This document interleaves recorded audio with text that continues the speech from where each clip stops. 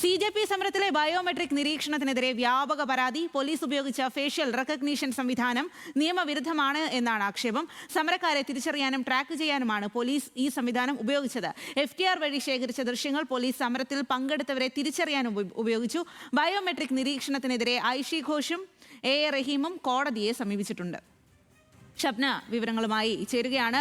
ഷബ്ന, വളരെ ഗൗരവകരമായിട്ടുള്ള ഒരു പരാതിയാണ് ഇത് എന്നുള്ളതാണ്. ഇത്തരത്തിൽ ബയോമെട്രിക് ആയിട്ടുള്ള തിരിച്ചറിയാനുള്ള രീതിയിലുള്ള കണ്ണടകളടക്കം ഉപയോഗിച്ചു എന്നുള്ള വിവരമാണ് അവിടെ നിന്നും വരുന്നത്. അതീവ കുറ്റവാളികളായിട്ടുള്ള അല്ലെങ്കിൽ അത്തരം കലാപകാരികളെയൊക്കെ നിരീക്ഷിക്കാൻ വേണ്ടിയിട്ടാണ് ഇത്തരം സംവിധാനം പോലീസിൽ ഏർപ്പെടുത്തിയത്. അതാണ് ഡൽഹി ജന്തർ മന്ദറിലെ സമരത്തിൽ ഉപയോഗിച്ചത്. അതിൽ ഏത് രീതിയിലാണ് ഇപ്പോൾ പരാതിയിലേക്ക് കടക്കുന്നത്? സ്വാതി, ഈ ബയോമെട്രിക് സംവിധാനം വഴി സമരക്കാരെ നിരീക്ഷിച്ചതുമായി ബന്ധപ്പെട്ട് വ്യാപക പരാതിയാണ് ഇപ്പോൾ ഉയർന്നു വരുന്നത്. നിലവിൽ കോടതിക്ക് മുന്നിൽ ഡൽഹി ഹൈക്കോടതിക്കും അതോടൊപ്പം തന്നെ സുപ്രീം കോടതിക്ക് മുന്നിൽ ഈ കേസുകൾ എത്തിയിട്ടുണ്ട്. A. റഹീം MP അടക്കമുള്ളവർ സുപ്രീം കോടതിയെ സമീപിച്ചിരിക്കുന്നു.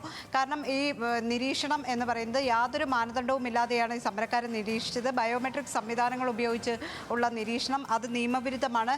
അത്തരത്തിൽ നിയമവിരുദ്ധമായ നടപടി പോലീസിൻ്റെ ഭാഗത്തു നിന്നുണ്ടായി. കൊടും ക്രിമിനലുകളെ അല്ലെങ്കിൽ കൊലപാതക കേസിലെ ഉൾപ്പെടെയുള്ള ആളുകളെ നിരീക്ഷിക്കുന്നതിനും കണ്ടെത്തുന്നതിനുമായി ഉപയോഗിക്കുന്ന സംവിധാനമാണ് ഇത്തരത്തിൽ ഈ ഫേഷ്യൽ റെക്കഗ്നേഷൻ സിസ്റ്റം എന്ന് പറയുന്നത്. അത്തരം സംവിധാനം ഉപയോഗിച്ചാണ് AI സഹായത്തോടെയാണ് ഈ സമരക്കാരെ നിരീക്ഷിച്ചത്.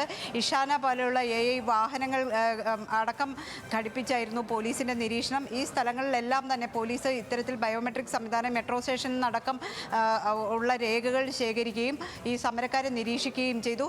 ഒരേ സമയം 1000-ലധികം ആളുകളെ ഈ രീതിയിൽ നിരീക്ഷിച്ചു എന്നാണ് റിപ്പോർട്ടുകൾ. അത്തരം ക്രിമിനലുകൾക്കെതിരെ പ്രയോഗിക്കുന്ന ഈ നടപടി അത് സമാധാനപരമായി സമരം ചെയ്യുന്ന ആളുകൾക്കെതിരെ പ്രയോഗിച്ചു. ആളുകളുടെ മുഖത്തിൻ്റെ ചിത്രങ്ങൾ എടുത്ത ശേഷം അത് റെക്കഗ്നൈസ് ചെയ്യുന്ന രീതിയിൽ AI-യുമായി താരതമ്യം ചെയ്ത് ആ രീതിയിൽ ഇത് ഉപയോഗിച്ചു. ആളുകളെ കൃത്യമായി ഐഡൻറ്റിഫൈ ചെയ്യുന്ന രീതിയിലേക്ക് പോലീസ് നടപടി നീക്കി. ഇത് നിയമവിരുദ്ധമാണ് എന്നാണ് പരാതിയിൽ ഉയരുന്നത്. ഏതായാലും കോടതിക്ക് മുമ്പാകെ ഈ വിഷയം എത്തിയിട്ടുണ്ട്. അതോടൊപ്പം തന്നെ ഇപ്പോൾ ഇതുമായി ബന്ധപ്പെട്ട് വലിയ പരാതികൾ ഈ വിദ്യാർത്ഥികൾക്കിടയിൽ നിന്നും ഉണ്ടാകുന്നു. ശരി ഷിപ്ന.